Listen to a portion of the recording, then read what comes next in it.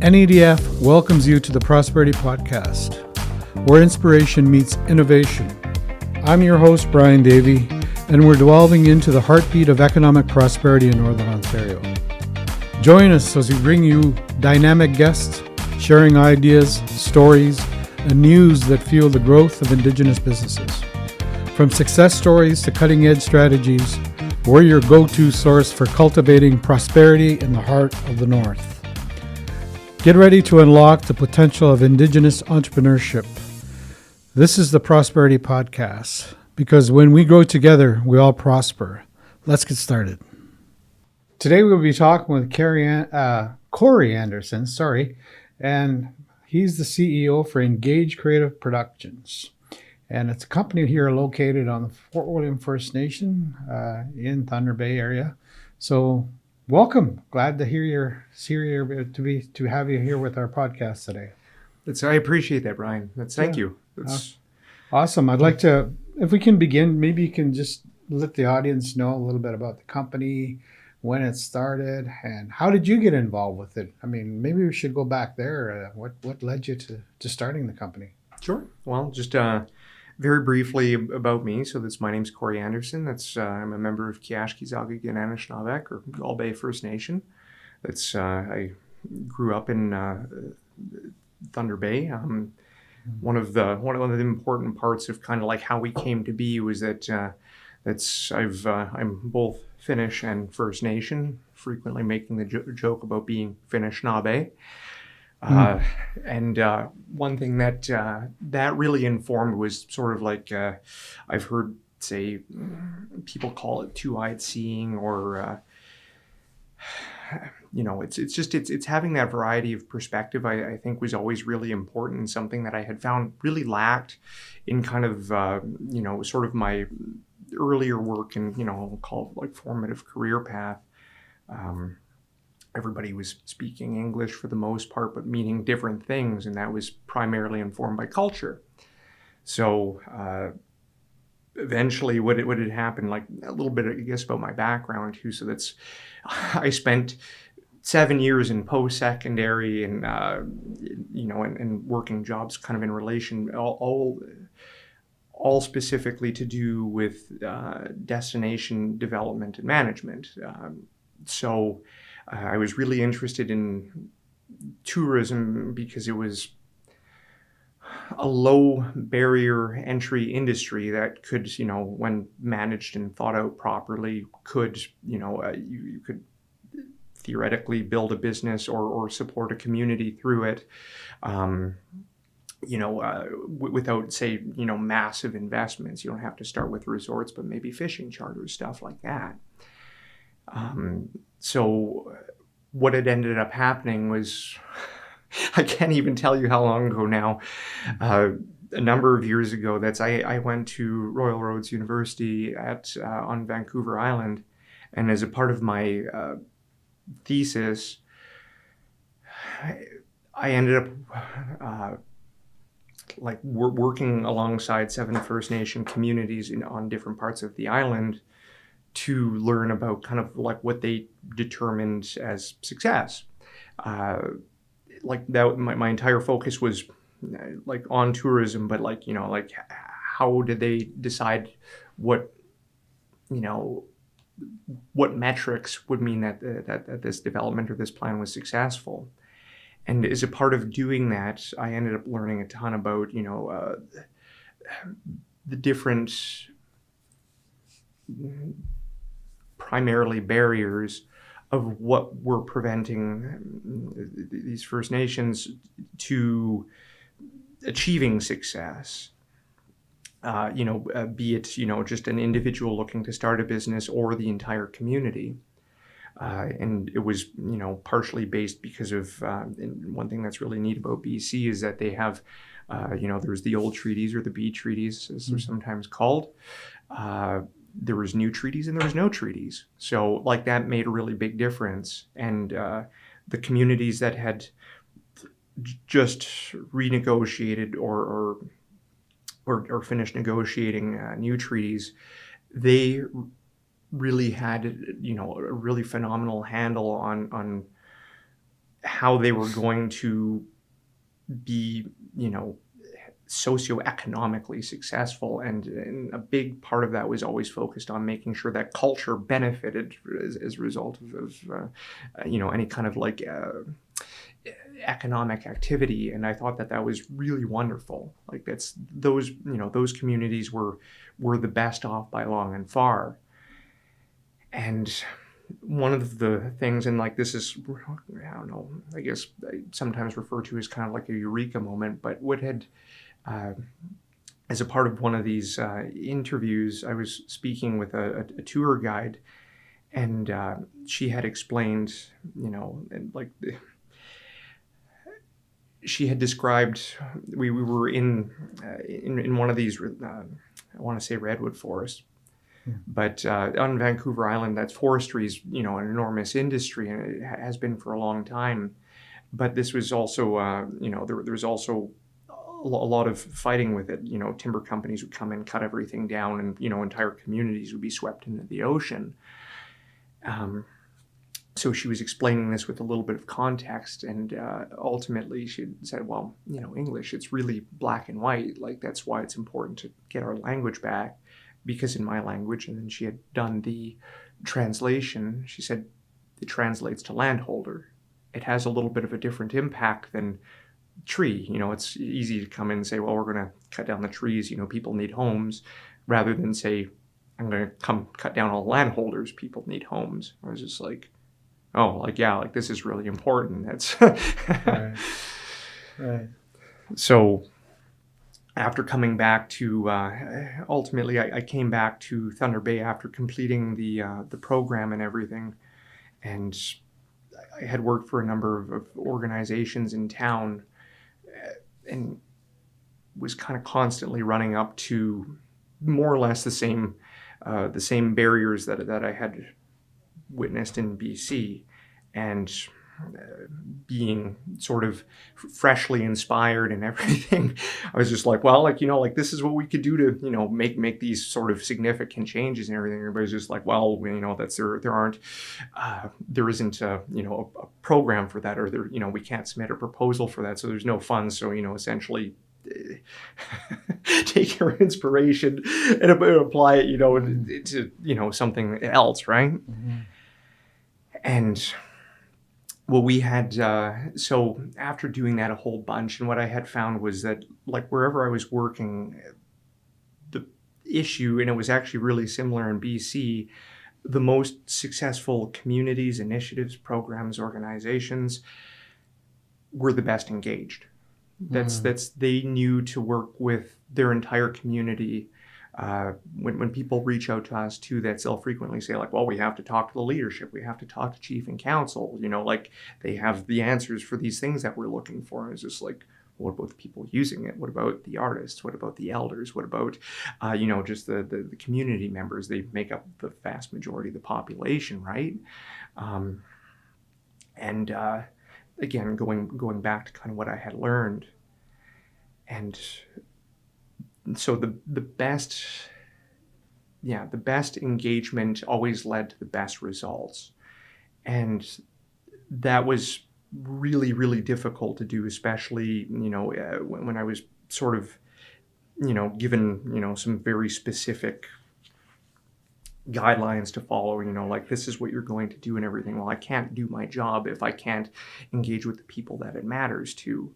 Or I can't do it well, rather. And I found that, as many people do, really frustrating. So, after, enough of this had happened, the idea for Ingaged had kind of started to dawn on me. I went through probably 75, 80 variations on names. There was just, there's like hundreds of balled up pieces of paper with all kinds of names all over the place. And it always came back to, I remember even when it had kind of dawned on me while I was at an event, supporting one at a previous job, and then the people kept saying, it's just like, well, like, we need people to be engaged. We need to get our community engaged. We need to get them engaged. And I was just like, they're saying that an awful lot. So that's where the name had come from, and I thought that what worked out really well too was just with it, dropping the E and replacing the I, that you have Indigenous engagement. Yeah. And I've had, probably in the first year, I had 50 people tell me, they're just like, that's misspelled, right? It was intentional, of course. And then like the creative production side of that too is because what we do is ultimately we produce things. Sometimes it's tangible, sometimes it's intangible, but it requires a lot of creative input to kind of get whatever it is that we're trying to deliver. What are the, if you were asked, for the sake of our audience, if you were asked, what are the problems does your company solve? What is the need that you're filling? How would you respond to that question? The need that we're filling, it kind of depends on who we're talking to, because about 55% of our business is focused on events, in person, virtual, hybrid,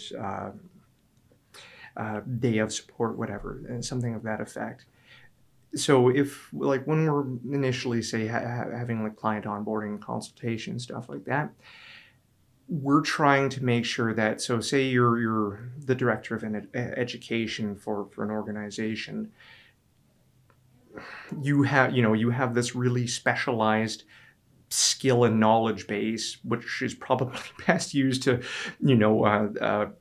organizing, directing your program and supporting your staff to make sure that goes as well as it can, not preparing an event, all the logistics, everything that goes with it. And the same thing goes with people's administrators as well. They have, they're the backbone of the organization. They have other things that they play an essential role. But with an event being kind of what it is, so apart from sort of that recognition and respect of time, what we do is we get people engaged. Usually speaking, it'll be, it could be, again, for a program, an organization, a business.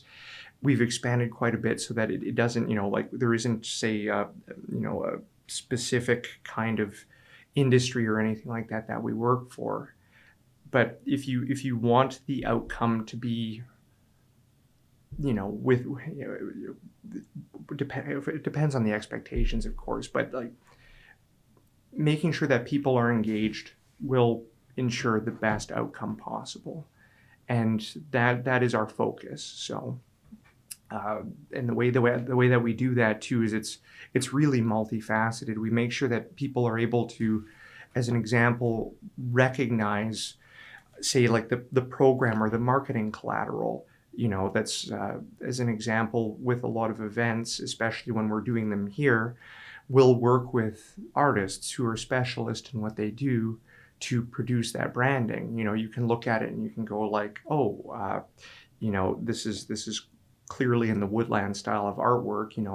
I recognize that as a part of my culture. This is something that it's meant to speak to me, and that's just one example of what works really well to kind of get and maintain people's attention throughout something. So when someone asks your company, or yourself as CEO, what is the value proposition of Ingaged?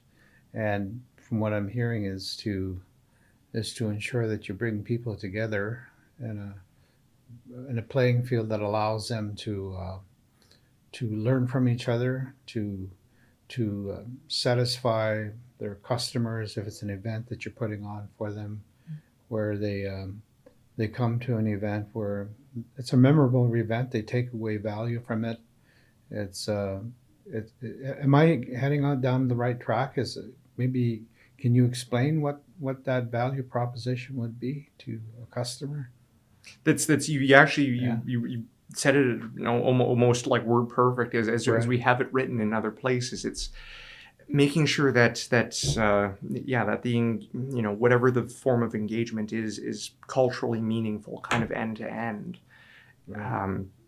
and yeah, and it makes a really big difference. So if it's say nation to nation dialogue, or nation to business, or business to nation, or anything like that, that's the whole thing can be tailored so that everybody is speaking the same language. They know why they're there, and they're there for the same reason. So there isn't any confusion in terms of how things are communicated leading up to day of or following, and everybody leaves on the same page too. And that's what's been really rewarding about this journey so far. That's great. So maybe you can just give us some of the events that you've are they education related, culturally related, politically related, or what types of events, groups of people do you bring together? So June 6th was the start of our 5th year. Right. And truthfully, I couldn't tell you the number that we have done offhand, but I suspect just a little over 200. And they have been for any variety of business, government, organization, so forth. I would say if I had to split up like sort of that 55%, maybe it's probably 20%, very culturally specific, 20% education, and then the rest of them make up sort of that last little bit. To name a few sort of off the top, like we had just last week we had supported the Anishinaabe Nations Anishinaabe Gijigad, or Anishinaabe Day event on June 6th. Yeah, it was the 6th. And then the 7th, 8th, we supported the Anishinaabe Nations Grand Council Assembly, Right. and the Kinomatsuan Education Body's annual general meeting. So it was a very, very, very busy 5 days. So the number of participants per event can range from, let's say, from what to what? I would say maybe the smallest events that we've done have been just about around 100. The biggest ones, well over 500. And we have capacity, I would say maybe with 6 months lead time, probably about, I would say at least 1,250. That's we're aiming to get up to 1,500 by the end of the year. What do you I guess it's the people that hire you to do the event, and yourself included, that does the event. What constitutes a successful event in your mind? That's, as a part of the onboarding, we really try to get to that. We always essentially start out by saying, what's the objective here? So as an example, lots of times people reach out, we're going to be doing a youth-based event.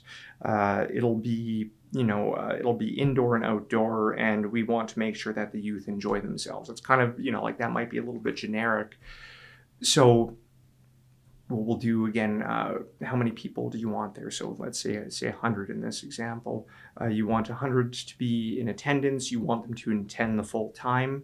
And then maybe we do something like complete maybe a short survey every single day to see if, are people enjoying themselves? Are they learning something? Have they been able to, or what have they been able to learn, based on maybe the activities or anything that have been involved? And that will usually tell us how things have gone. And then we're always really interested in feedback too. I do have a tendency to badger some of our clients, be just like, how did it go? And, what's your perspective? I think it went well, but, that doesn't matter. So it's, and that's really important to make sure that everything is always improving. And that's the nice thing about us doing a lot of them, is even if we only do one event a year together, we've done 25 others prior to the next time we've done, do yours next.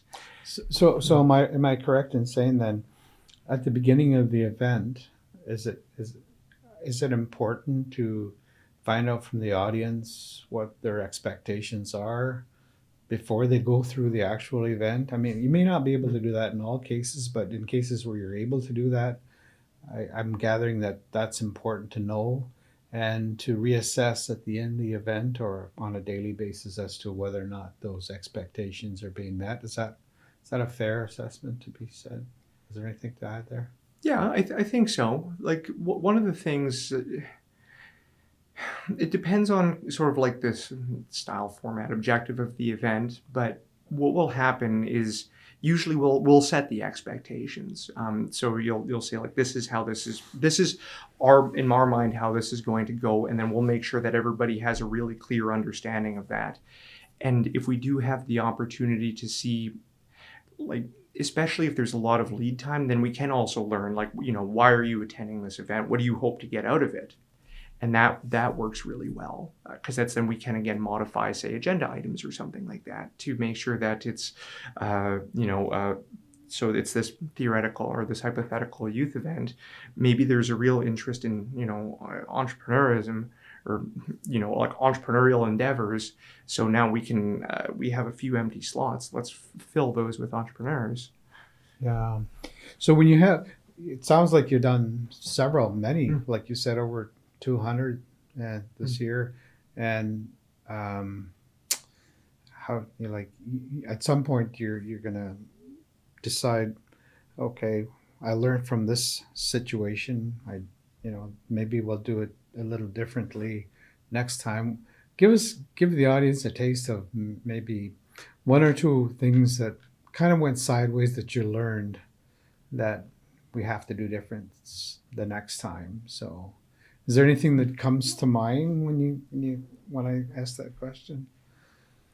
Heaps. That's one of the things about starting a business, is that you have to go in knowing that there's going to be tremendous challenges and failures. Like they're unavoidable. And it doesn't matter how prepared you are, or how well you've set expectations, it's going to happen. One thing that I've learned, and that I try to share as frequently as possible, is that stress is a really wonderful, and stress and anxiety for the matter, are really wonderful indicators to help you identify what is wrong, and to, sort of help, kickstart that troubleshooting process. As far as things that, yeah, definitely setting expectations. It really does come down to that, making sure that we understand what the objective is, like from the word go. As long as people are clear out of the gate that it's just like, this is what I understand, do you also understand that? That's I've even learned about, say, like contracts and agreements and everything. That makes sure that everybody's on the right page before you kind of get things rolling, because then it's also easier to do like a scope change, because things do change. Somebody might say something partway through, say, a marketing campaign or something, that you're just like, whoops, I forgot that, Yeah. like, it happens. That's as long as it involves humans, there's going to be human error. And as long as people know that out of the gate, it doesn't matter if you've done 1,000, projects of this type. It will happen that that there will be mistakes of all sizes. Yeah. And that's how we all grow, right? That's how a business grows, is by going through those mistakes and then learning from them and trying to do something to improve that. One of the things maybe you could share with us again on the business itself, does that include, like, is that a whole spectrum? I'm talking now about the events. I'll get into the other part shortly, but on the event side, do you also do the audio and visual equipment, or do you outsource that and bring that in, or how does that work with your company? So one of the ways that we've grown to just me now 5 years ago, and then eventually Copper joined us, the office dog. Now there's 13 of us right now, and then we're hoping to have 15 by the end of July. And we do as much as we can in-house, including the AV. Okay. Where even Ingaged had started was, like, going back to the whole idea of engagement, was we were actually initially really set to do video work. And we had one of the first people who had supported Ingaged was a very talented videographer. So when we had initially started the business, it was going to be really focused on video production, marketing, so forth, to make sure that things were being done properly, essentially.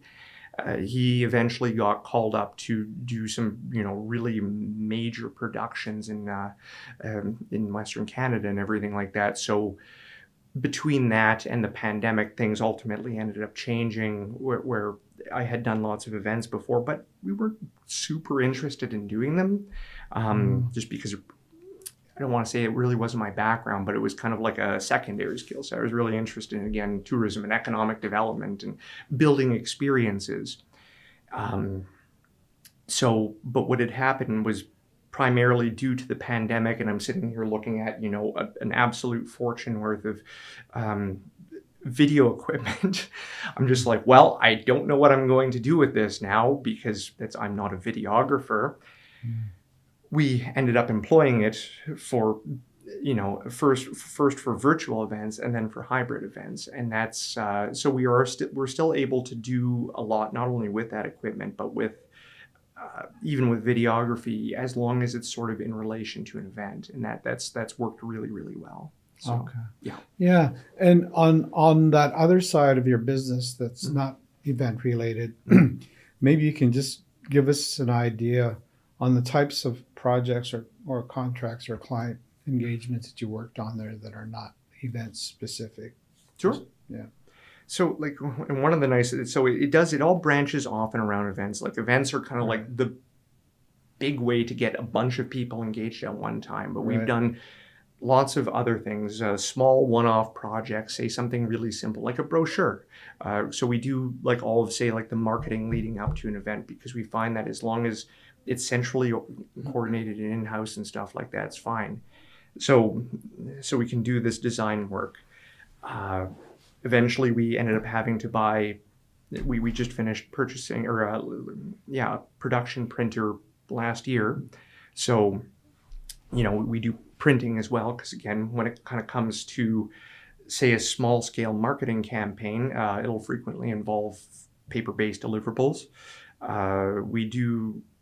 We've really scaled up the product side of our business as well. Like one of the things, after attending hundreds of events now, we've learned, being able to do the design, the customization, the paper products, the packaging, all that kind of stuff in-house. We've now worked with a lot of either, individual entrepreneurs, small businesses, so forth, to build their products. And we're talking like small First Nation businesses and stuff like that. So I'm finally getting back into, this sort of tourism adjacent stuff, where we're working with people who are just like, oh, I'm really good at, say, making this one type of product. Can you do 100 of them? So like, well, let's work together to do 100 of them. And then now at your event, you can have something that's super specific and nobody else has. That's there's only so many branded water bottles you can use, right? The squishy footballs, whatever have you. So that's something that's really grown quite a bit, and it's great because we can do now almost everything in relation to, say, that kind of, we call it digital manufacturing, or it's kind of like small scale manufacturing, and that's something that we're going to be really focused on for probably the next year and a half. We just invested probably $55,000 in the last 2 weeks in production equipment. And so it's going to be really exciting. Awesome. Yeah. Awesome. So, well, I'm talking here with Corey Anderson with the Ingaged Creative Productions, Inc. And it sounds like you have a bright future ahead of you with the company and all the products and services that you're putting out there. And I'd like to invite you back 12 months from now to see where you're at, because I'm excited about seeing where you're going to be when you're looking at where you're at right now. So definitely thank you for the interview. It was a terrific interview, and we wish you all the best. I appreciate that, Brian. Thank you.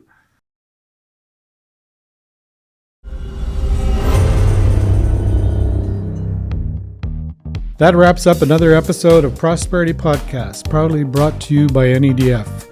I'm your host, Brian Davey, and I've just delved into the heartbeat of economic empowerment in Northern Ontario. If you enjoyed today's episode and want to stay connected, be sure to subscribe, leave a comment. Your support fuels momentum of Indigenous entrepreneurship. Remember, On the Prosperity Podcast, we believe that when we grow together, we all prosper. So let's continue this journey of growth and success. Until next time, I'm Brian Davey signing off. Stay inspired, stay innovative, and let's keep prospering together.